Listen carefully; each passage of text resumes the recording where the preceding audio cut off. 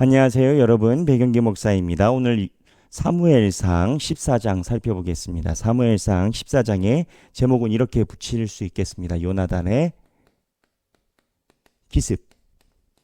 요나단이 기습한 사건에 대한 이야기입니다. 여기서 중요한 포인트를 먼저 보겠습니다. 먼저 요나단이 기습하는데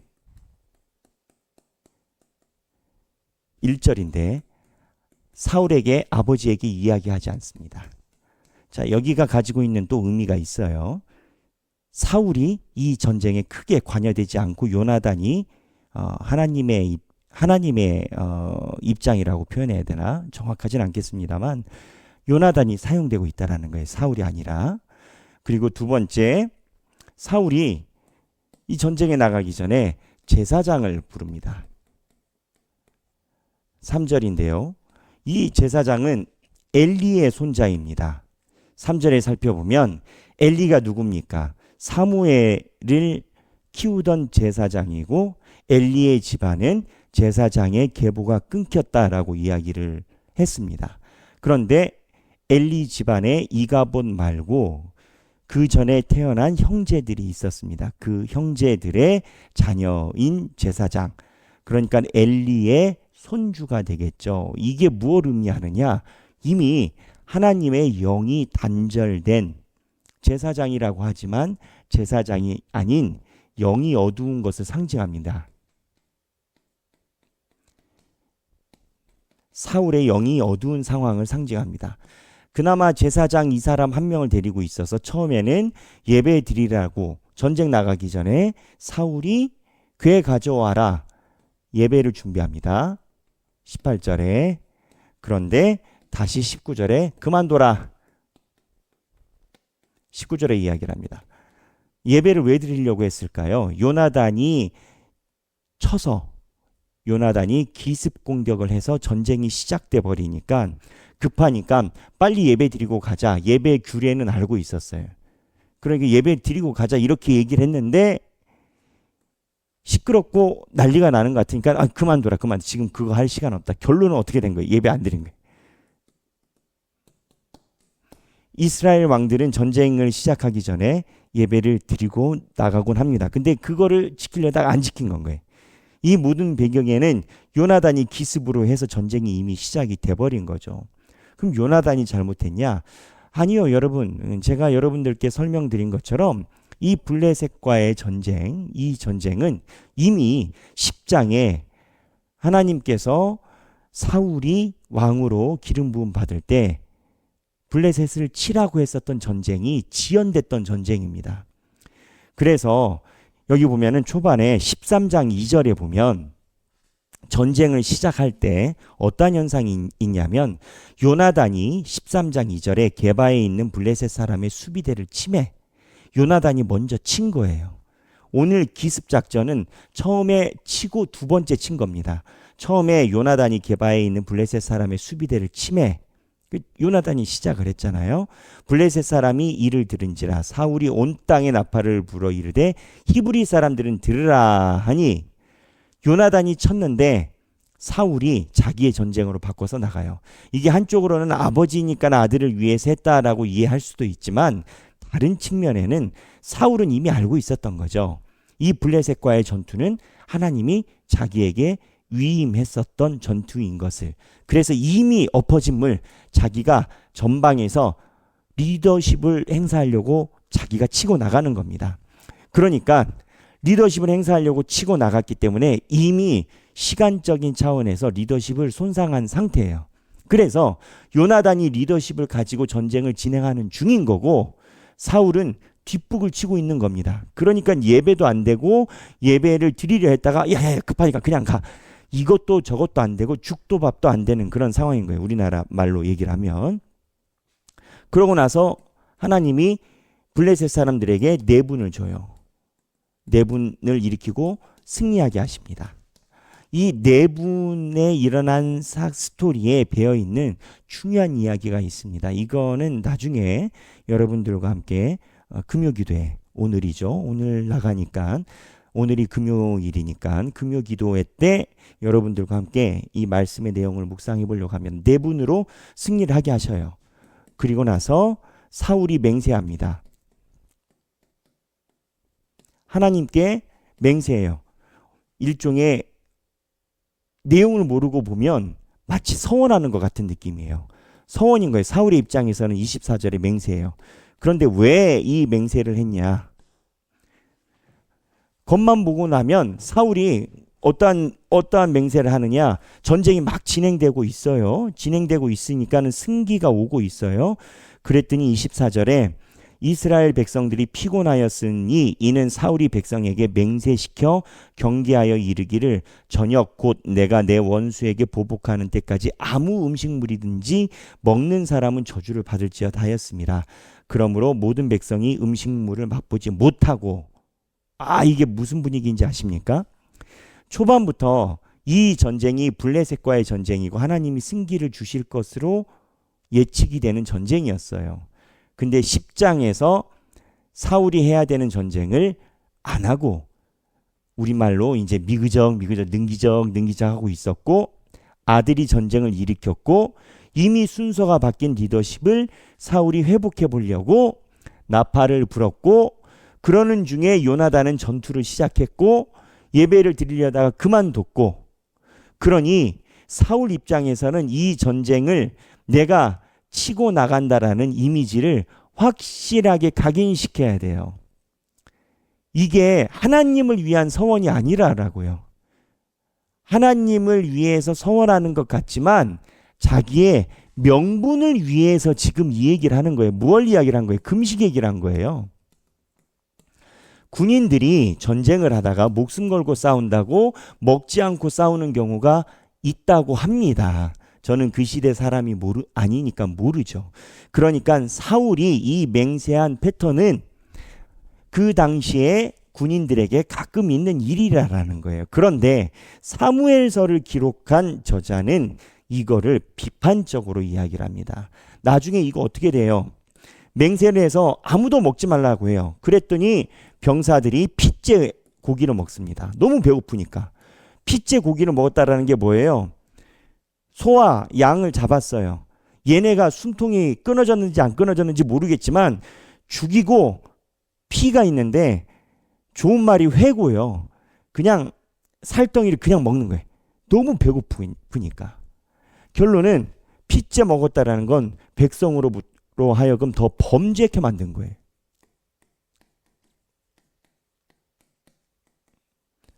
너무 배고프니까. 왜 범죄예요? 이스라엘 백성의 율법은 동식물의 피와 핏째 음식을 먹지 못하게 율법이 막아놓고 있어요. 하나님이 그렇게 못하게 해놨어요. 그래서 동식물을 먹으려면 꼭 제사를 드려야 됐고 그 제사로 불로 그슬러진 그 고기를 먹게 되어 있어요. 그러니까 사울이 급하니까 핏째 먹지 말고 탄탄하게 만들어서 여기서 제사 드리고 먹어라. 그러면 이 제사 드리는 이걸 누가 했겠어요? 아까 얘기를 했죠. 엘리의 제사장, 영이 어두운 그 제사장이 한 것으로 추정합니다. 주어가 분명하지 않아요. 여하튼 뭔가 절차를 통해서 이걸 먹게 만들었어요. 이걸 통해서 무엇 할 수가 있느냐? 여러분, 리더십이 완벽하지 않으면, 리더십이 불완전하면 그 나머지 군대, 나머지 백성들이 죄에 빠져요. 근데 리더십이 왜 흔들렸겠어요? 사무엘서에서 이야기하는 리더십은 뭔가요? 하나님의 마음을 청종하는 자예요. 사울이 하나님의 음성을 청종했다면 이 전쟁은 10장에 기록되었었어야 되고 그렇게 됐다면 사울이 리더십을 가졌을 거예요. 그런데 자기 아들이 치고 나가니까 이도 저도 못하고 리더십이 질질질 끌려가는 거예요. 그래 핏째 먹었단 말이에요. 그러니까 이제 사울이 맹세했잖아요. 그리고 먹으면 이걸 어긴 사람은 죽인다고 했거든요. 그래서 사울이 이렇게 핏째 먹은 사건을 지나가고 다시 야밤에 마지막에 결판을 내려고 야간에 기습 공격을 감행하려고 합니다. 사울은 아주 전쟁에 능한 사람이라고 보고 있어요. 36절인데요. 36절에 보면 사울이 이르되 우리가 밤에 블레셋 사람들을 추격하여 동틀 때까지 그들 중에서 탈취하고 한 사람도 남기지 말자. 사울은 전쟁에 능했어요. 상대 군대가 흩어졌을 때 야밤에 기습 공격을 감행하려고 한 건 거예요. 그랬더니 무리가 이르되 왕의 생각이 좋은 대로 하소서 할 때 제사장이 이르되 이리로 와서 하나님께로 나아가사이다 하매 이 제사장은 엘리의 자손인 건 거예요. 하나님께 물어봤어요. 응답이 없어요. 왜 응답이 없나? 라고 봤더니 제비를 뽑아요. 그랬더니 요나단이 나온 거예요. 그래서 요나단을 사울이 죽이려고 합니다. 왜? 자기가 약속했으니까. 그 누가 말려요? 백성들이 말려요. 여러분 이거 기준이 어떻게 되는 거예요? 이거 완전 오락가락인 건 거예요. 기준이 잘 보세요. 백성들이 말려요. 그래 요나단을 죽이지 않아요. 그 사울이 징계하려는데 하나님이 제비 뽑기에 요나단을 지명해요. 하나님이 제비 뽑아서 요나단이 나오게 해주셨어요. 왜 요나단이 나오게 하셨을까요? 사울이 세운 명분이 사울의 가장 소중한 아들로 인해서 이게 엉망이 되는 거예요. 이제 영어로 그냥 메스업 된 건 거예요. 이게 서원인 겁니까? 이게 뭐 전쟁의 전술인 겁니까? 뭡니까? 그러니까 하나님께 서원하는 것을 자기가 아전인수해서 자기 체면 세우는데 사용하면 이렇게 돼요. 사울이 지금 전쟁에서 이런 거예요. 우리로 얘기를 하면 교회에서 큰 행사가 잘 됐어요. 교회 사역이 잘 됐어요. 이 사역이 잘 된 건 누구의 덕이에요? 하나님 은혜예요. 하나님 은혜. 목사의 능력도 아니고요. 어느 직분자의 능력도 하나님의 은혜. 그럼 하나님께 영광 돌리면 되잖아요. 근데 어떤 사람이 이랬다고 생각을 해봐요. 처음에 이 행사를 막 반대했어요. 근데 가만히 놓고 보니까 잘 될 것 같아. 그러니까 자기가 앞에 서서 막 관여를 해. 그리고 기여 많이 한다고 뭐 재정적인 서포트 막 해. 그리고 나서 자기가 이렇게 박수 받기를 원하는 사람이 있다 쳐봐요. 딱 이 그림인 건 거예요. 누구를 위해서 명분이 존재하고 누구를 위해서 서원과 헌신이 있냐고요. 예. 모든 것이 하나님께 있어야 되는 겁니다. 그래서 사울이 이 모든 흐름이 하나님을 의지하지 않고 사람들 앞에서 인식을 받고 주목을 받는 데만 정신을 차리고 가니까 이 그림이 기습작전 한 것도 요나단이 먼저고 나중에 나팔 불어서 모은 군대를 진격시키는 거 예배를 드리라 했다가 말았다가 사울이 맹세를 해가지고 먹지 말라 했더니 뭐 하나님이 언제 그 서운하라고 했어요. 자기가 이제 영적 리더십을 갖고 싶으니까 먹지 말라 금식 선언하고 나니까 피자 먹어버리니까 이러면은 범죄자 많이 나오는데 제단 만들어가지고 그렇게 먹지 마 했다가 다시 야밤에 전술은 있으니까 전술은 알고 있으니까 야밤에 진격해서 다 쳐버리겠다 했다가 하나님이 응답 없으니까 에봇으로 물어본 것 같은데 하나님이 응답 없으니까 제비 뽑았더니 요나단 나왔어요. 요나단이 이제 피쳐먹고 사울이 죽이려고 해요. 그랬더니 주변에 있는 백성들이 말려.